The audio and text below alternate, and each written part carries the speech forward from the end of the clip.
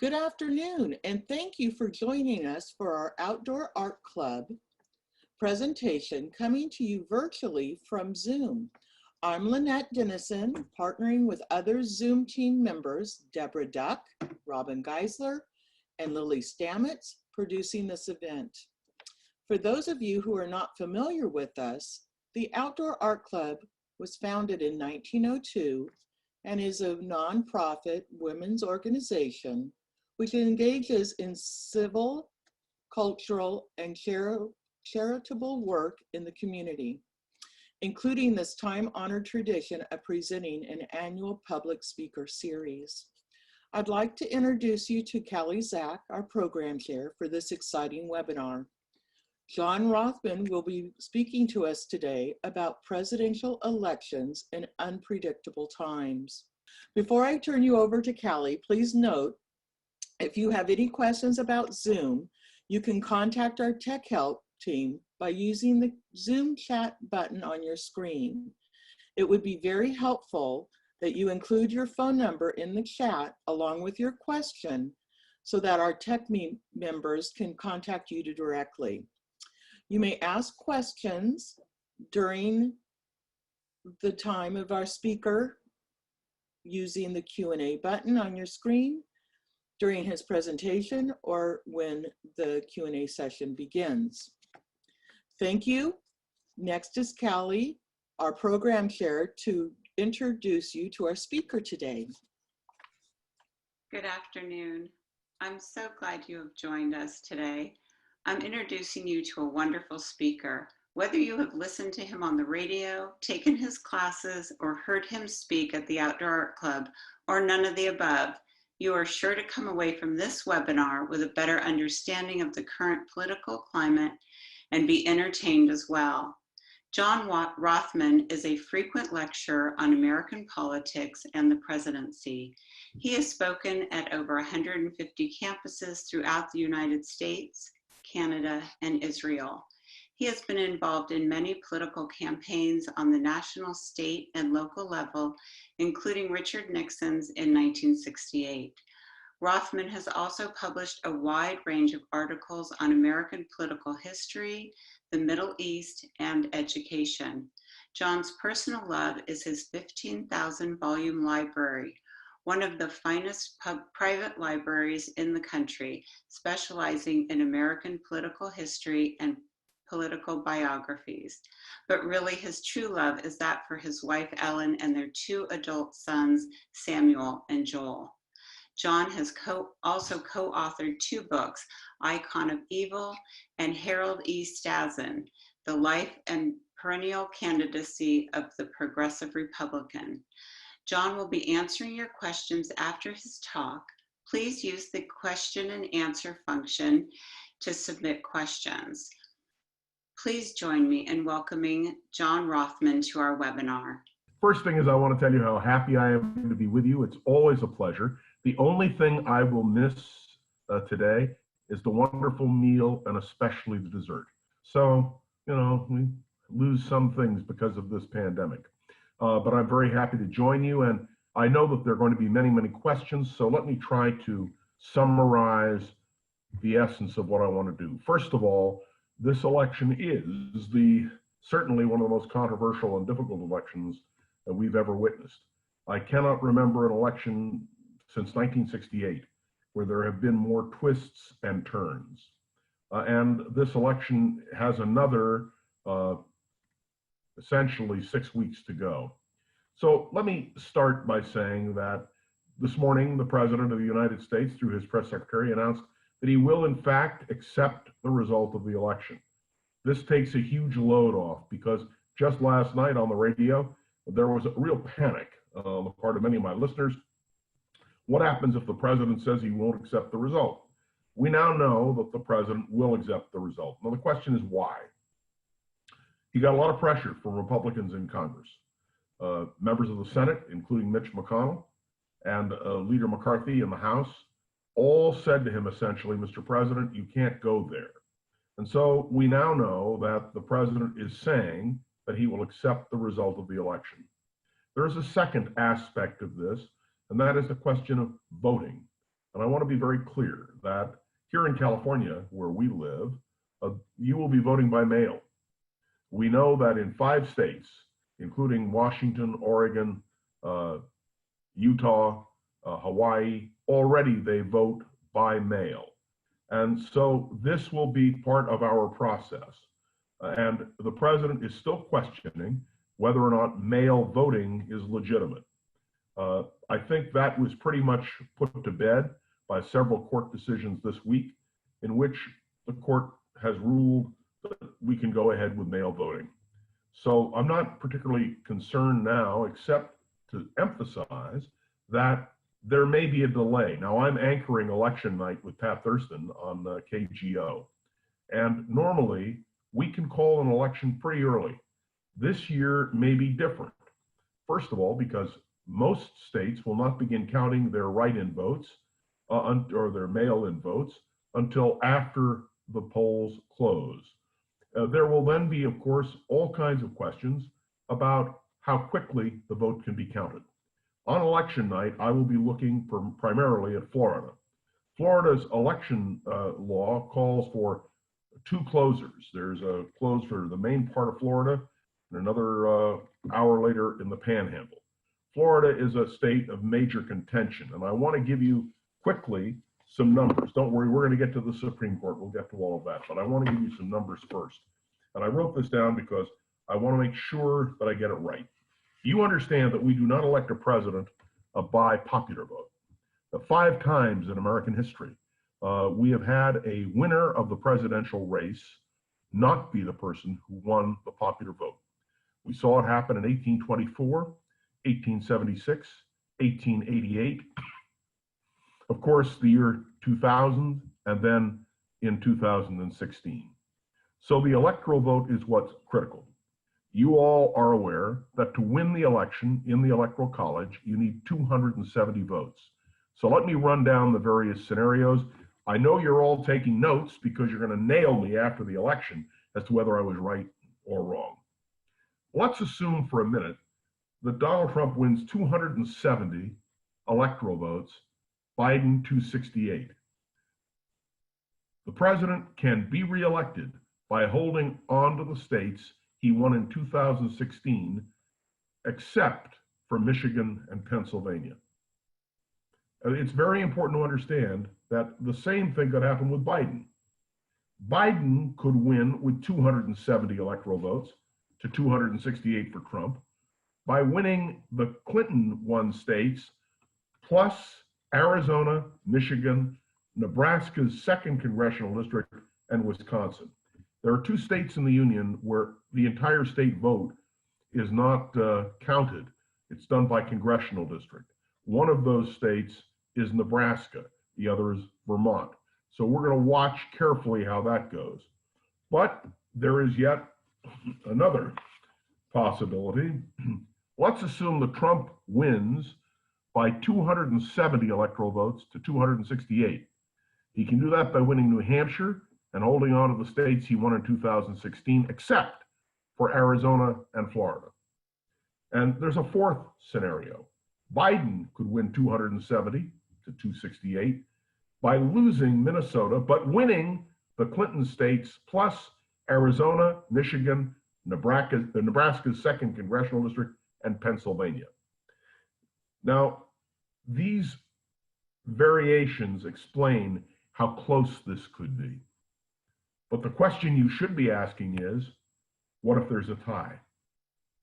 What if it's 269 to 269, which is theoretically possible? This can happen a lot of ways. Just imagine all of the above scenarios, but flipping the winner of Nebraska's 2nd district. The data is limited from the district, so really we could see it go either way. So then you have to ask a critical question. What happens if there's a tie? The president is chosen then by the House of Representatives. Each state delegation gets 1 vote, and the winner must get a majority of delegates. Right now, that would mean that Donald Trump would win. Republicans hold 26 of the state house delegations out of 50. There are, however, a number of states where Democrats are competitive in enough seats that it's not a foregone conclusion that Republicans will have a majority of delegations come January when the vote is formally taken. So there are a lot of variables here. Now, you will note that I did not mention the Supreme Court. The only way the Supreme Court becomes involved is if there is a contest in the states like what happened with Bush and Gore. And in that situation, the Supreme Court would have to make a critical decision. So let me explain something you all know. That is that with the death of Ruth Bader Ginsburg just a week ago, almost, we find ourselves in a fascinating conundrum. The president will announce on Saturday at 2 o'clock our time, 5 o'clock East Coast time, his nominee. He has released a list of people, but he's now limiting it to women. By the way, this is not unusual. Do you remember when Thurgood Marshall retired? African-American, first African-American to sit on the court. George H.W. Bush chose another African-American, Clarence Thomas. So what the president is doing is saying, a woman is gone, I'm going to put another woman on the court. What we know is that the woman who is put on the court will have the exact opposite views of Ruth Bader Ginsburg. Why, you ask? 4 years ago, I suggested that we were not just voting for a president, we were voting for a Supreme Court. Donald Trump is going to make the nomination. We now know that Lindsey Graham, the chairman of the Senate Judiciary Committee, has said the hearing will go very quickly. They're planning not more than 3 days of hearings. Once that happens, the Senate will be prepared to vote. And now we know that the Republicans will have their votes lined up, 53 votes, and they will confirm whoever the president nominates. Let me point out to you, and it's a very interesting thing, that we have never had a situation where a predetermined vote without a nominee is on the table. So as long as the Republicans stand together, there is no way to prevent the president from succeeding in his goal. Let me remind you that Mitch McConnell, the Senate Majority Leader, said at the outset that he was determined to remake the courts. The president and Mitch McConnell have had 300 district and appellate court judges confirmed by the Senate. Why were there so many? Because Barack Obama's nominees in the last year of his term, they wouldn't even consider. And of course, that includes Merrick Garland for the Supreme Court. So what you essentially have is a situation where the Republicans are saying, we have the White House, we have the Senate, and we are going to move ahead quickly to make this deal a done deal. So the odds are that by election day, there will be 9 members of the court, 6 will be conservative, 3 will be liberal. And that, of course, changes the whole dynamic should there be a situation where any dispute goes to the Supreme Court. The president made clear yesterday that he wants the Supreme Court to be at full force, 9 members, should such a contingency occur. And let me assure you that he will not put anybody on the court who won't rule in his favor. Now, lest you think this is a partisan presentation, let me assure you if Hillary Clinton had taken office 4 years ago, the same series of events, she would have done exactly the same thing. Remember that 4 years ago, we talked about the fact that if Clinton won, there would be a liberal court. If Trump won, there would be a conservative court. What does this mean in terms of the election itself? The court may never become involved. In fact, that would be my hope. I hope that on election night, there's a clear winner. so that we don't have to go through this process. Although, just so you know, Republicans and Democrats are gearing up now for what they believe will be a major legal battle. Now, I can't tell you where that legal battle will be or how it will formulate. There won't be hanging chads as there were in 2000. This would be a different situation. What I am reassured by is that while 24 hours ago, if I'd given this talk, the emphasis would have been on the president saying he might not accept the result of the election, the White House announced today that the president is now saying he will accept the result of the election. So that makes it, frankly, a little less tense. There are several factors involved in what the president and Joe Biden are going to do on Tuesday. There will be the first of, well, there are 3 presidential and 1 vice presidential. So let me explain. There will be 2 presidential debates and 1 presidential town hall meeting. It's a debate, town hall meeting, debate, and the week after the presidential debate, there will be the vice presidential debate. Let me indicate to you that this will be the last election in which both candidates for president are older than I am. We have never had a situation where we have had 2 people in their 70s running against each other. So let me just digress and tell you who is vice president will matter. It is my expectation that whoever wins the election, the vice president may inevitably become president of the United States. Now, the American people don't vote for a vice president. We vote for a president. So what I'll be looking for in the debates, both presidential and vice presidential, are mistakes. Because what do we remember about debates? We remember mistakes. Now remember, when Dan Quayle and Lloyd Bentsen stood on the stage in 1988, there was no question that Lloyd Bentsen won the confrontation. You're no Jack Kennedy. You remember Lloyd saying that to Dan. It didn't matter, because in the end we were focused on Dukakis and Bush. The same thing applies here. I believe that the American people will inevitably vote for the candidate for president that they prefer. Let me be crystal clear on this, however. The odds are that whoever becomes vice president may well be the next president of the United States. Now, what are the issues that are going to define this election? And this is very important. We now know that the question of choice, a woman's right to choose, is going to be central. There is a clear difference between the 2 candidates for president. Donald Trump opposes a woman's right to choose. Joe Biden favors a woman's right to choose. The issue of guns, and remember that although guns are not in the news right now, that only a few months ago, that's all we were talking about. Donald Trump opposes any gun control, and Joe Biden favors some form of gun control yet to be defined. We also have a serious question when it comes to global warming. The president still says there is no global warming, at least not a global warming that he thinks is of an immediate impact. Joe Biden believes that global warming is a central issue that must be addressed. So again, I'm just taking those 3 issues, but you can run down all of the issues you want.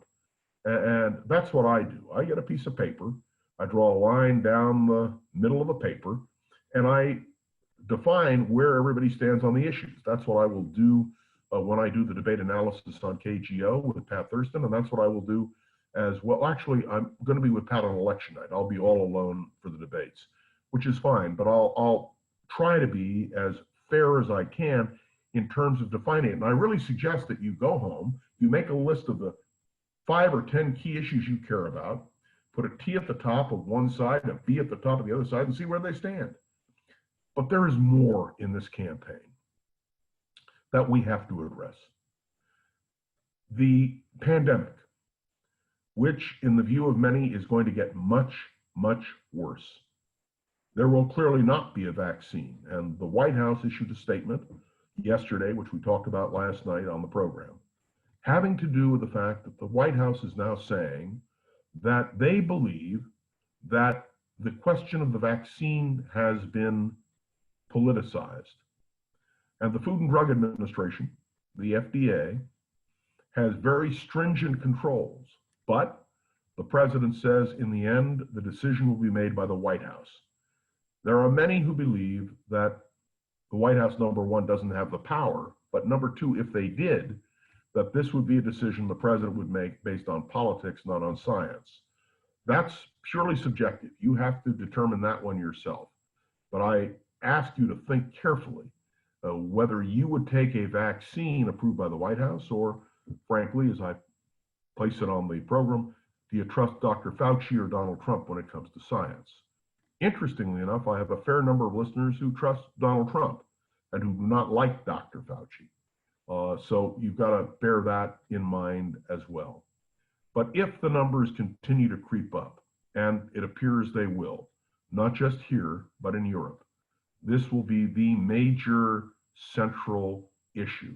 To have over 200,000 dead, and the expectation I heard this morning that by election day we will have between 230 and 250,000 people dead. That is, I use this analogy.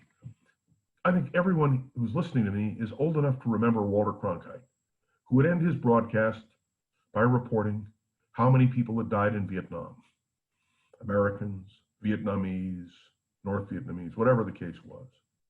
It had a profound impact on us. And the question is, will we feel the same impact about 200,000 dead? Stop and think for a minute. Try to count to 200,000. So that will be the other major consideration. Let me, I'm looking at the clock because I want to make sure I leave you time for questions. So let me quickly say this. This is an election which has really one central issue: Donald Trump. The American people will vote for or against Donald Trump. This reminds me of 1932. People did not vote for Franklin D. Roosevelt. They voted against Herbert Hoover. And the question we will be determining is whether the wrath of the American people descends on Donald Trump or not. To millions of Americans, Donald Trump is a hero. And those of you who listen to my program know that I have a lot of Trump supporters who call, who have the opportunity to express themselves. Donald Trump has a basic core group.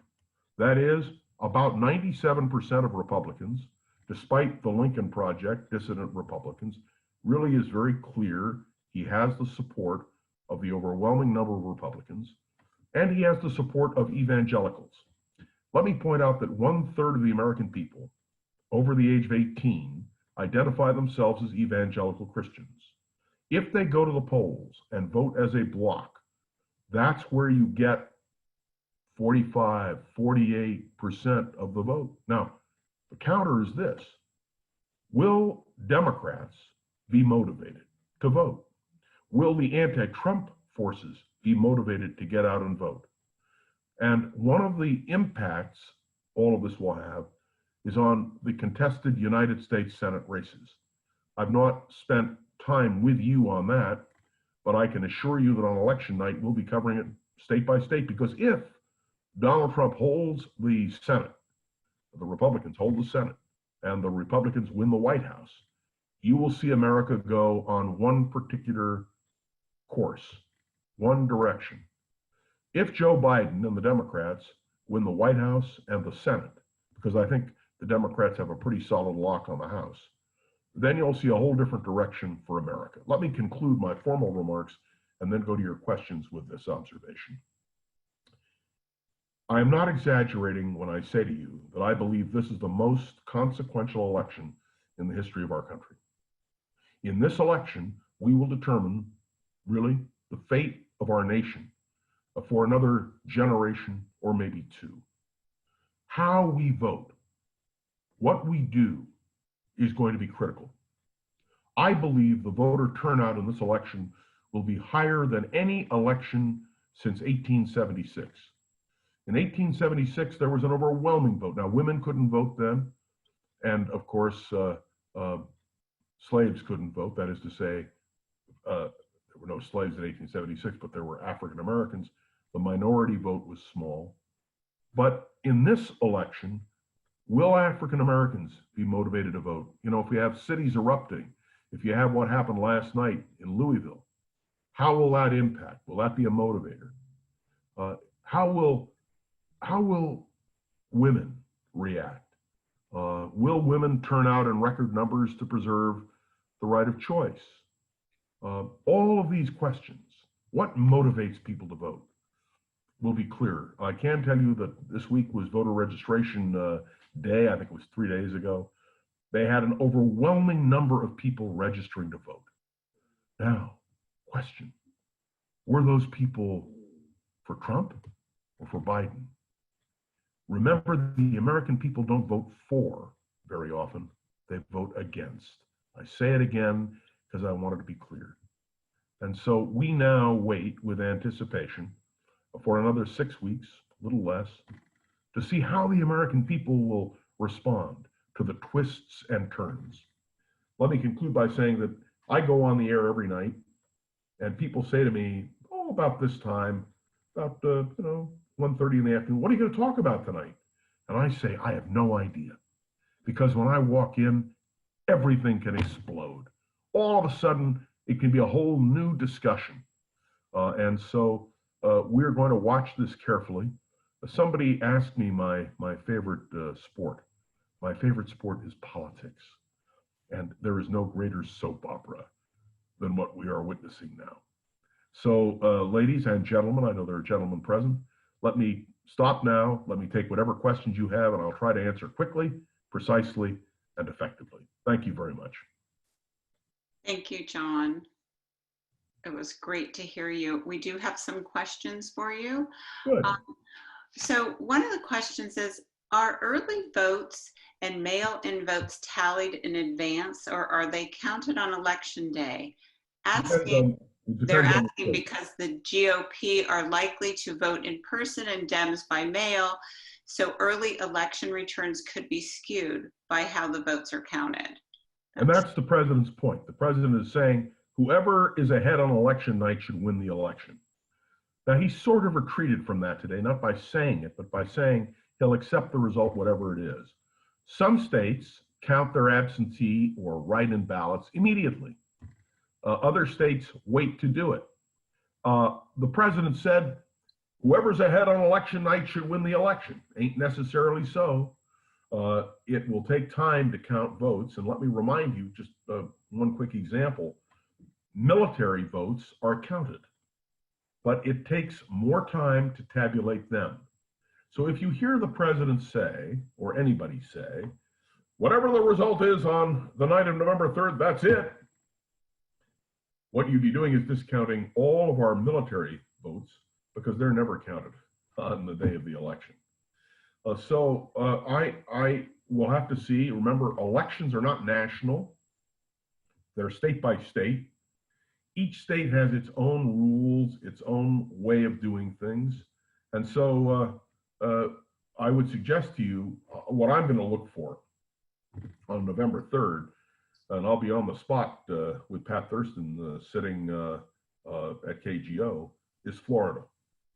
Because Florida is a swing state, it'll be a bellwether. And I understand, I talked to a buddy of mine in Florida today, the vote in Florida is a record high. Next question. Okay, why with the Electoral College deciding the election winner are the popular votes important? We've been sending out about thousands, probably millions of postcards to remind voters to register to vote and to vote certain people out. Are these cards important, and why is it so important to vote? That's a lot of question there. Yeah, no, it's very easy. You're not voting for a candidate for president. You're voting for the electors who are pledged to that candidate for president. I remember as a kid in the Nixon-Kennedy race, the ballot was actually marked electors pledged to Richard Nixon or John F. Kennedy. So what happens is that you're voting for electors. Now, the electors are selected by the political party, but electors should, in theory, have some independence, but they no longer do. The Supreme Court about 2 months ago said that if you are elected as an elector for Joe Biden or Donald Trump, you have to vote for that candidate. So electors' hands are really tied. And why is it important to vote? Because that's how we elect a president. You vote for electors. They are certified by the state legislature and the governor, and their votes are counted at the beginning of January, and that is how we elect a president. Thank you. With our media seeming to be partisan, where would you suggest I go to get nonpartisan news coverage? Well, the first thing I do is I listen to CNN, I listen to Fox, and I listen to MSNBC. I sort of have discounted ABC, NBC, and CBS, although I work really with ABC quite a bit. The reason is because cable has taken over. So people ask me, why do you listen to Fox? That's the liberals, of course. And my answer is to find out what Fox is saying. The most avid Fox watcher is Donald Trump. And he gauges policy in large part by what Fox says. Look at the number of Fox people who have come to work in the White House. CNN, I know that Don Lemon is no friend of Donald Trump's. I know that Anderson Cooper is no friend of Donald Trump's. I can tell you Wolf Blitzer is probably the most objective person on CNN. And Wolf and I studied together in Israel back in 1968. I've known him for many years. He's an old-time reporter. He's not advocacy. MSNBC, for sure, you're going to get a left-of-center approach. What do I listen to? I'll tell you honestly, as I always do. I listen to the CBS or ABC hourly news on the radio. You get at the top of the hour. It's 5 minutes, either CBS or ABC. Because ABC is on KGO during the day, I listen to that. When I get home, I turn on CBS. There's really not much difference. So in my mind, the most objective news is not the opinion people on CNN, Fox, and MSNBC. And that to me is what's important. I want to know who, what, when, where, why, how. And I get a 5-minute summary, and it leaves me relatively content. As to the newspapers, I got to tell you, the newspapers all have their biases.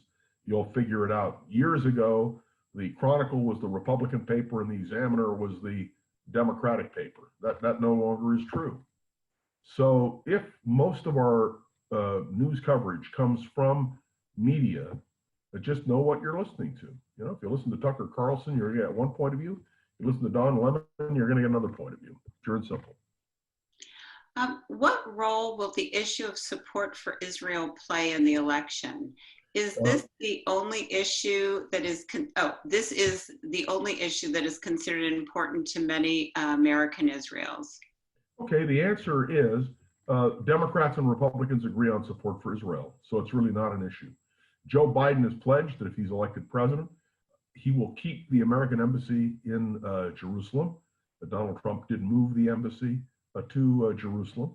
So, fundamentally, there will be no real shift in American policy. The only question will be with Iran. Joe Biden was an architect of the Iran nuclear deal, and Donald Trump not only opposed it, but announced he'd withdraw from the pact, which he did. So my gut feeling is that both are pro-Israel, and there's no real issue. There's no one running who is anti. And we've had campaigns where that has not been the case.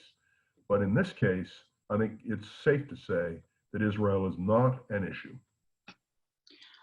Okay, thank you. What do Trump supporters list as his top 5 accomplishments? Number 1 is the Supreme Court.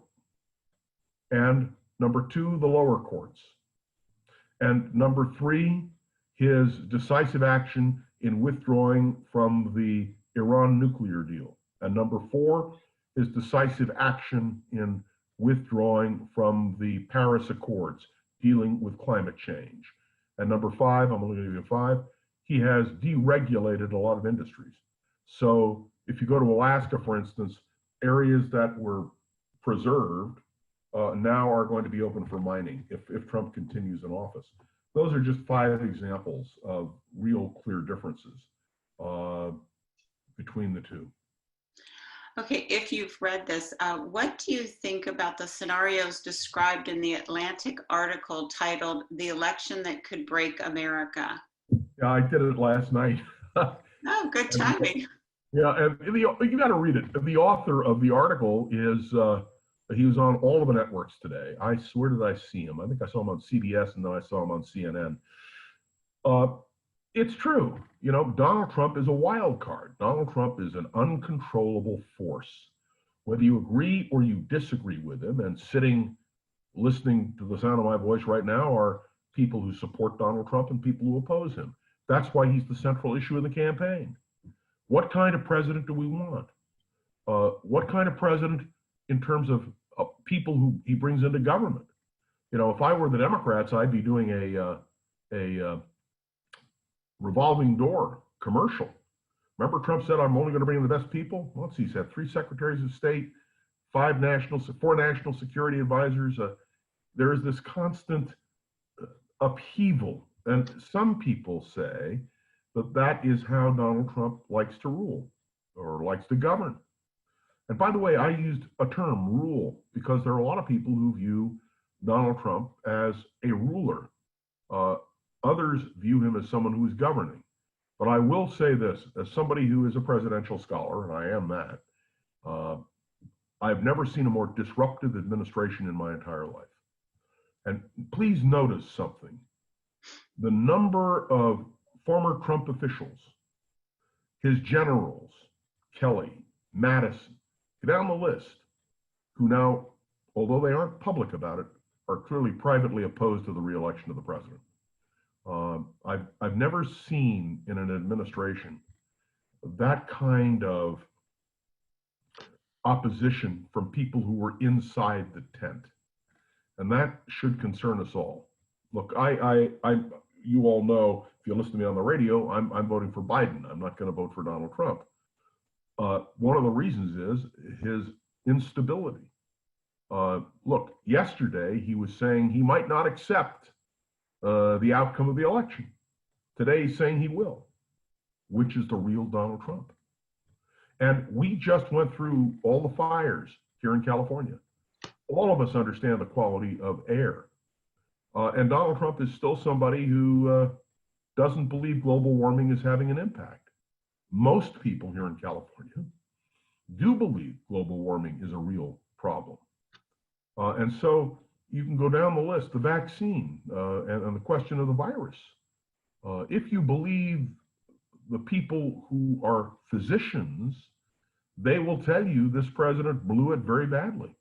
And I have to tell you, if he loses the election, that may well be the overwhelming reason, because there is not confidence. So I ask a question on the air. I ask the question, who do you believe, Dr. Fauci or Donald Trump? Because that's what it boils down to. So my answer to the question really is this. It's subjective. One other comment, if I can. People's minds are made up.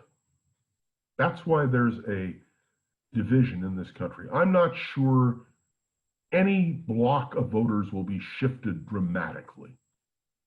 So when I look at the 3 presidential joint appearances, we won't call them debates, they're not really debates. I can tell you that not a lot of minds will be changed. It's the few that will matter.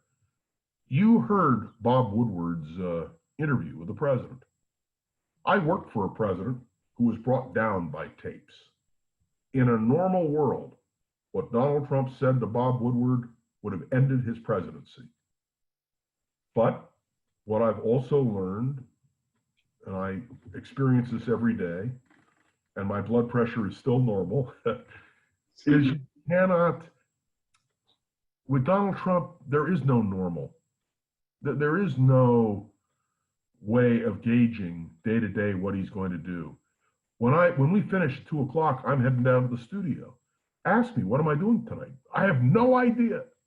until I get there. Although, let me just point one thing out to you. The president suffered a blow today. He wants to raise corruption in Joe Biden and Joe Biden's son, Hunter. And the Republican Senate Intelligence Committee and his own attorney general are saying there's no there there. So it'll be interesting to see what kind of attacks are leveled against Joe Biden. By the way, as to Biden's cognitive awareness, this is a very interesting question, and it's purely subjective on our part as individuals. Is someone who is 78 years old able to handle the presidency? And one of the things that we will be looking at in this debate is how Joe Biden conducts himself. And maybe the same thing will be said of Donald Trump. Next question. Okay. How do you think conscious or unconscious fears of losing white privilege motivates Trump's voters? Okay, so I'm going to say something that some of you will disagree with. So far, I think it's been pretty clear. There is systemic racism in the United States. White privilege does prevail. Best example I can give you, and this has happened over the years many times, if you're white and you taught your kids to drive, you didn't teach them that the police stopping them was the enemy. All my black listeners, all, not some, all, tell their kids, if you're stopped, put both your hands on the wheel, make no sudden moves, say yes, sir, and no, sir, because African Americans believe that the police are more likely to give them a bad time. I think this is a major issue, and I think it's going to be a motivator for African Americans to vote. I think what's happening in Louisville, what will happen yesterday, what will happen today, is going to be a major motivator. And as African Americans turned out in major numbers to vote for Barack Obama, they're going to do the same for Joe Biden. Because the controversial aspect that you have to ask is Donald Trump a racist? Okay, each one of you will have your own view, but I can tell you overwhelmingly in the black community, he's viewed as a racist. And that's a problem. He made some comments about Jews yesterday that have put up all kinds of red flags. Now, does he mean it when he says it? Is he just a loose cannon who says the first thing that comes into his mind? It's possible. So then you have to stop and ask yourself a question.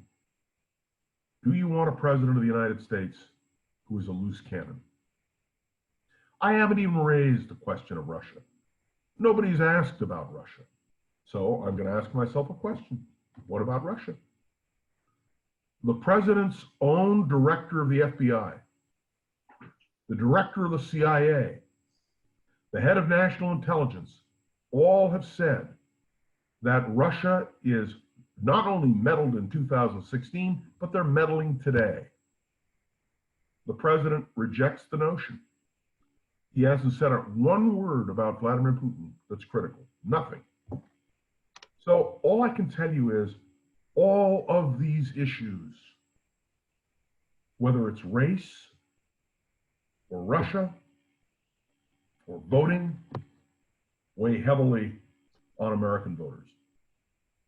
Next question. Oh, by the way, can I just quickly add? Yes, Russia interfered in 2016. Yes, they're interfering now. There's no question about it. And the most disturbing thing for me in this process is people who still deny Russian involvement in 2016 or involvement today. It's mind-boggling because there's no question about the fact the Russians are involved. The president stood on a stage in Helsinki and agreed with Vladimir Putin against his own intelligence agencies. And if you read, by the way, the article in the New York Times this last week by Dan Coates, a former director of national intelligence, a former senator from Indiana, a conservative Republican, he is saying American democracy is on the line in this election. And I believe he's right. It says, is it possible that George W. Bush would come out against Trump? Over 800 people in the Bush administration have come out against Trump. You can read their declarations and statements. The president, President Bush, and Vice President Cheney have not taken a stand. I believe that if George H.W. Bush were alive, he would have. It is interesting to note that Liz Cheney has been publicly critical of this president, although she says she's going to vote for him. She's the #3 Republican in the House. That's Dick Cheney's daughter. When you have me back to speak after the election, as I hope you will, if Donald Trump and the Republicans lose, the issue will be the rebuilding of the Republican Party. Because as John Boehner, the former Speaker of the House, has said, this is no longer the Republican Party, it is the party of Trump. If Trump leads the Republicans to defeat, his hypnotic hold on the party will snap. And then the Republican Party will have to go through the process of rebuilding. Let me be crystal clear. I was a Republican for many years. If you read Richard Smith's biography of Tom Dewey, he calls me a scholar of modern republicanism. If you read Stanley Hilton's book on Bob Dole, I'm a scholar of the Republican Party. I was the president of the Teenage Republicans. I was the youngest member of the Republican State Central Committee. I was an Eisenhower, Wilkie, Stassen, Dewey, Warren Republican. They don't exist anymore. There is no room in the Republican Party. Once upon a time, there were people in the Republican Party who were pro-choice, including Gerald Ford. Always remember Jerry Ford at the Republican convention in 2004, the last one he attended, and he said to Betty, his wife, he said, I think we're the only pro-choice Republicans at this convention. The Republican Party has changed. That's good if you are a conservative or call yourself a conservative. But if you want the Republican Party to be a truly national party, it doesn't work. Minorities are not flocking to the Republican Party. They're not. And the Republican Party can't win on whites and evangelicals and conservatives. They can't win elections in the future. So it's going to be a real challenge and something that we will be addressing, I can assure you. Great. The next question is, don't you think the violence in our cities will have a bigger impact on voters than the COVID virus, which people seem to just accept? Depends who you listen to. If the Republicans emphasize violence in the cities, if the president moves ahead to prosecute, listen carefully, to prosecute the mayor of Seattle and the mayor of Portland for sedition. Did you hear me? They're talking about indicting, prosecuting the mayors of Portland and Seattle for sedition. It will go over well with the voters of that persuasion. But I think COVID-19 affects us all. My brother-in-law was diagnosed yesterday with COVID-19. There is not a family in America that doesn't either have a family member or know somebody who is. Why are kids not in school? Why are the UC campuses and the state university campuses closed? Why is this not a central issue? It should be.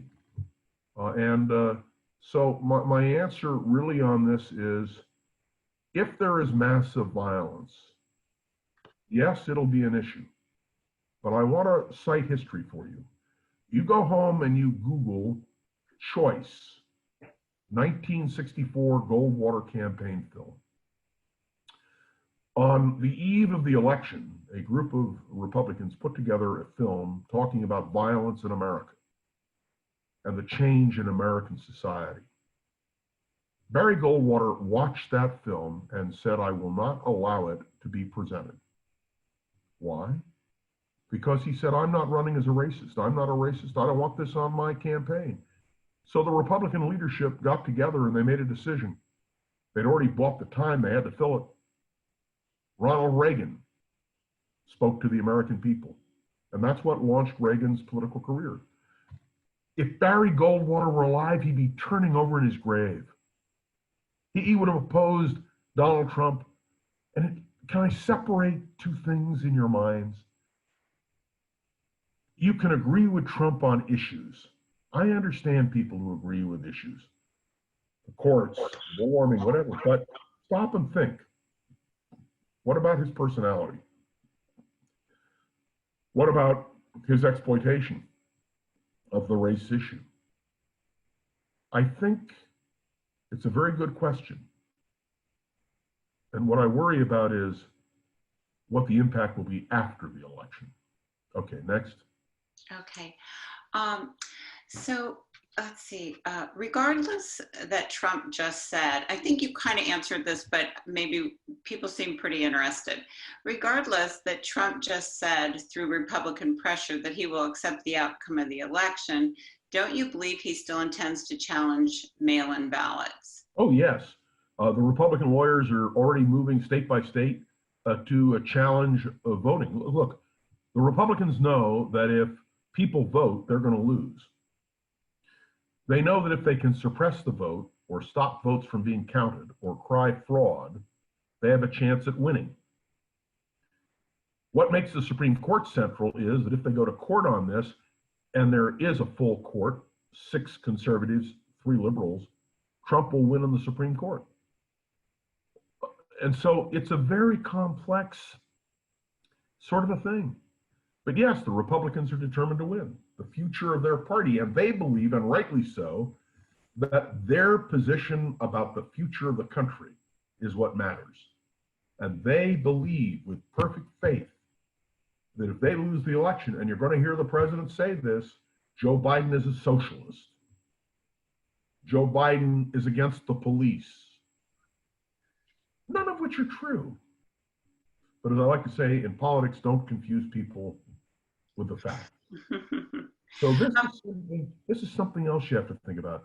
The characterization of Joe Biden, the fact now that the Republicans can't use the corruption charge against Hunter Biden is a big blow to Donald Trump and Donald Trump Jr., who has made this a major issue. By the way, Donald Trump Jr. has a new book coming out. It's just out now. I'm going to get a copy, an autographed copy shortly. And he is making the rounds. He's speaking of the Nixon Library later this week. Nixon Library, by the way, is the first presidential library to reopen. I don't know whether Donald Trump Jr. is going to speak virtually or whether he's going to go there in person. I don't have any idea. But if you go on the Nixon Library website, you'll see you can buy a signed copy of Donald Trump Jr.'s book. They're going to go after Joe Biden and accuse him of being a socialist. I've known Joe Biden since the early 80s. And I'll tell you, they're actually late 70s to be more precise. Some of you will remember former Congressman Tom Lantos. Tom worked on Joe Biden's staff in the mid-70s before he ran for Congress. So I'd go to Washington and Tom would say, he was a staff member, say, come on up to the office at 4 o'clock. And I'd come up to the office at 4 o'clock and Tom and Joe and I would sit around in Joe Biden's office and talk. Biden always left because he had to get the train to go back home to take care of his 2 little boys who lost their mother. He made a point every night of going back to Delaware. He wanted to put them to bed. Joe Biden is not a socialist. Joe Biden is not against police, but it's not what is that really counts. It's what man thinks is. The messaging that the Republican commercials will show will be critical. By the way, on the air, I will be playing commercials, audio of the commercials, so people can hear the difference in terms of thrust. Next question. Well, this kind of adds on to that question. It says that the courts in Michigan and Wisconsin recently ruled that ballots received weeks after Election Day can count. What is your view on such decisions? I don't think they say weeks after. Okay. I think they can be, let's assume you mail in your ballot. And here in California, for instance, it has to be postmarked Election Day. it might not be counted for another week, depending upon what happens. No, there's a deadline. You have to get your vote in unless you're in the military or unless there is some special provision. I'm not worried about voter corruption. Let me be crystal clear. We've had elections where there's been voter corruption. 1960, Richard Nixon really carried Illinois and he really carried Texas. He chose not to pursue it in the courts. He could have, but he chose not to. We have not had an election in this country decided by corruption of that scope and magnitude. And so when I hear, as I heard this morning, what the Republicans are gearing up to do, it makes no sense. They're afraid of losing. The only way they can win in the end is by attacking the voters or votes that they think are going to go against them. It's just part of their strategy. But nobody can point to an election where there's been massive voter fraud. And don't trust me. Go to the Heritage Foundation, a conservative think tank that basically supports Donald Trump. They're saying the same thing. If you repeat a myth often enough, people will believe it. Next question. Okay, well, this is going to actually be our last question, and What? I want to apologize to Your everyone. last question. Let me go on. Go ahead. Well, okay, if you can answer this one really quick, maybe we can ask one more. This person wants to know that if Trump is not reelected for the next term of office, does Nancy Pelosi have to invite Trump to give the State of the Union address, which happens before inauguration? You can answer that really quick. I can ask one more question. I will. We don't know when the State of the Union will be given. It's by invitation of the Speaker. And so we have to wait and see what happens. But remember, let's assume for a minute, just for a sec, that there's no winner declared. The next person in line is the Speaker of the House of Representatives. President Pelosi? I don't know. Go ahead. Okay, so this is our last question. Considering the current state of our country and the personalities involved, can serious journalists continue to remain neutral? Look, if I'm reporting news, I report news. I don't inject my opinion. Now, today I've sort of done both. I've given you the news in an accurate, fair fashion, and then I've offered you my opinion. Some may agree, some may disagree. Are we going back to the days of Walter Cronkite or Huntley and Brinkley or Frank Reynolds? The answer is no. We've gone beyond that. And I think it's too bad. I watch everything. I try to see what the trends are by doing that. But objective journalism may well be a thing of the past. It's a complicated question because the television set has become our window on the world. Look, we're all stuck at home. How do we know what's going on? We turn on the TV. The images that come across. Watch Fox and then watch CNN or MSNBC. The images are different. The emphasis is different. If I watch Fox, I know that the violence in the streets will be magnified and it will be seen like there's a war going on the streets. If I watch CNN or MSNBC, I see the opposite. So you have to use critical thinking. I'm a teacher. I don't just do the radio. I demand of my students critical thinking. I want them to be able to judge, and very often I do a very mean thing. If I know they've got a position, I have them argue the other side. Because only if you can see both sides and try to articulate the issues on both sides can you fully appreciate what's going on. So why do I listen to Fox or MSNBC or CNN? To hear different points of view. And that's the best way to do this. We will see in the debate Tuesday night, two separate, distinct visions of America. And that, unfortunately, and I'll end with this, that may be the ultimate tragedy. When my old boss, Richard Nixon, won in 1968, do you remember his morning speech? He talked about a little girl he'd seen from his train in Ohio. And the slogan was, "Bring us together." Nixon did not bring us together. But the goal of remembering that before we are Democrats, before we are Republicans, we are citizens of the greatest republic in the history of the world. I always thank God that I was born in the United States of America because we have freedom. My appeal to all of you is vote. Vote like your life depends on it. And whatever the outcome, whatever the final result, whether we agree or disagree, we have to come together as a nation. Remember what Lincoln said: "A house divided against itself cannot stand." We cannot exist, Lincoln said, half slave and half free. But maybe today it is half right and half left. Anyway, I want to thank you all. It was my pleasure to be with you. I know I haven't answered everything, so here's the commercial. Join me on KGO 810 on your radio dial, 6 to 9, Monday through Friday, and Saturday. Oh yes, Saturday. I am now working 6 days a week. I can tell you I love every minute of it. Saturday, I go on at 5. The nominee will be announced at 2. So the first opportunity for feedback on the president's nominee for the court, you'll have that opportunity on my program.